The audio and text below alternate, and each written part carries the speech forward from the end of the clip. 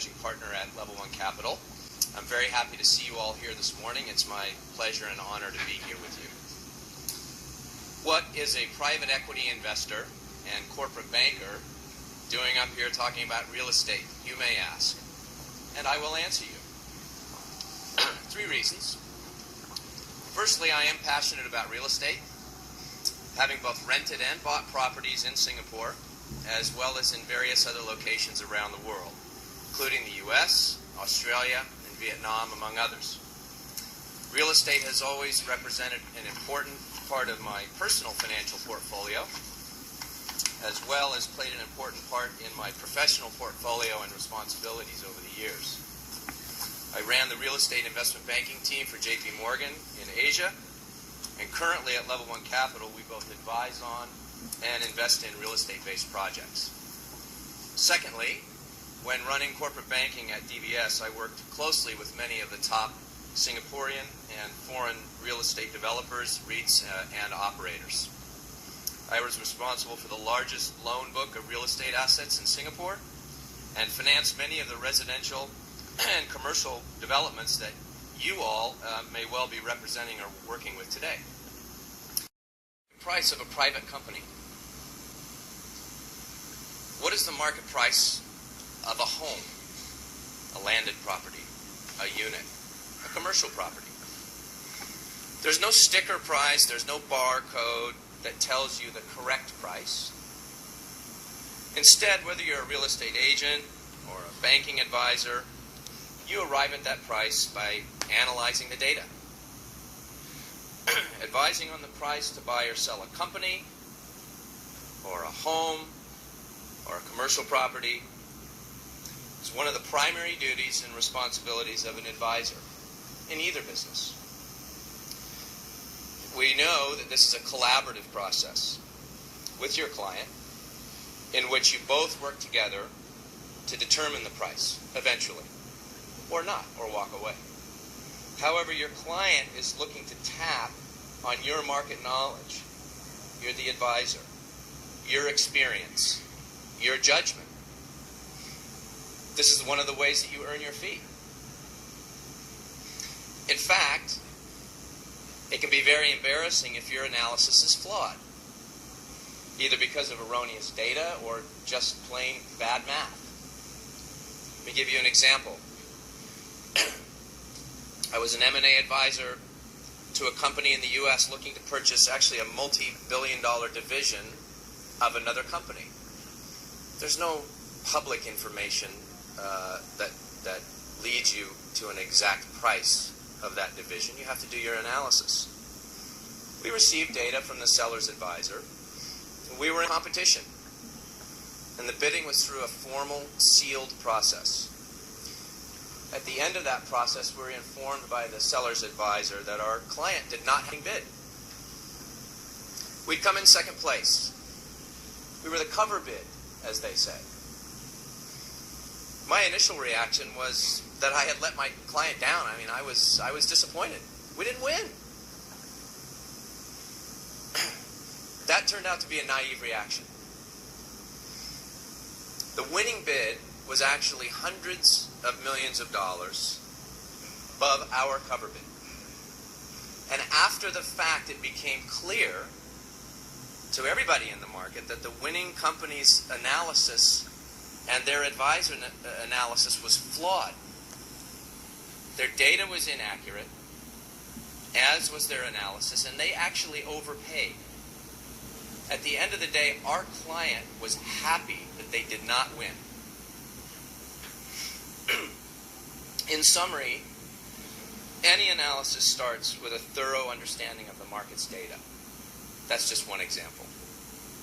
The member companies of SRX, in your case, sharing proprietary information with each other, have done you a great service.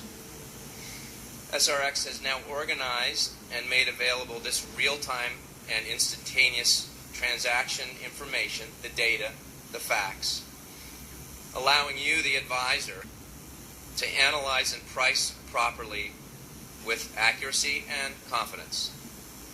With the data, you can compare your unit of interest with multiple multiple like units that have been sold within the last few days.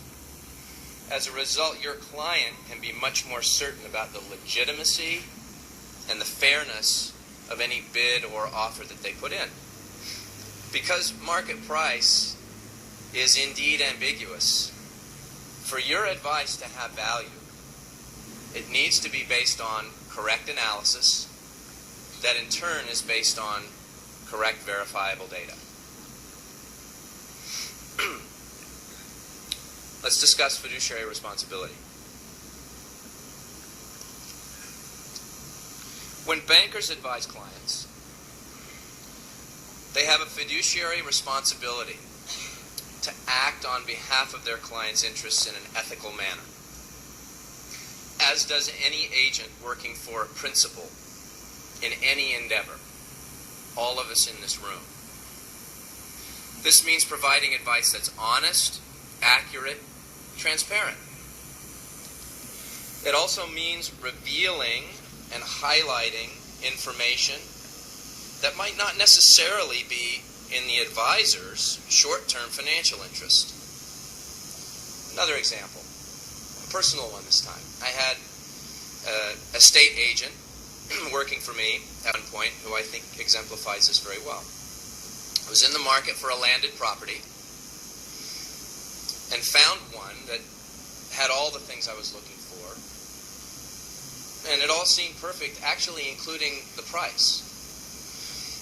The agent pulled me aside, not within earshot of the seller or the seller's agent, and said she knew that this property in the past had had some major drainage and soil to me, right, the prospective purchaser. And ultimately, based on that information, I did not make that purchase. She didn't get a commission. But I can tell you that I went back to her the next time, and in my mind, she actually executed her fiduciary responsibility in an exemplary fashion. She shared all the relevant information with me. As in real estate, in the corporate transaction world, withholding pertinent information that you may know or using any information about your client's interest in a particular asset to one's own advantage is an example of unethical behavior, obviously. In the investment banking world, for instance, misuse of information about a company's interest in another company can result in front-running or even insider trading. As advisors, we have to remember that each deal is not about our financial gain, although that may well be a result. It's about protecting and enhancing our clients' financial interests, whether it's a home buyer or a home seller or a company. When you think about it, we all have a tremendous responsibility to our clients, and they expect our professionalism.